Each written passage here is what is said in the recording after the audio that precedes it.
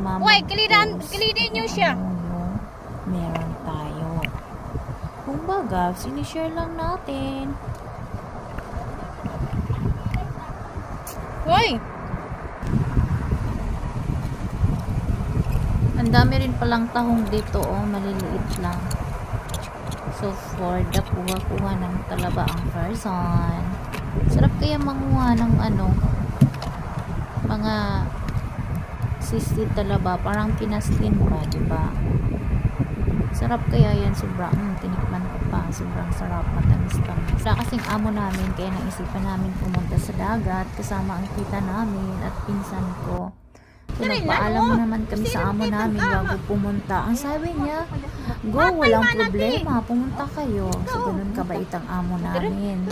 Nasa Turkey lang naman sila, pinis na sila doon. Salamat sa inyong panonood. This is your Ate Aishanti Vlog. God bless.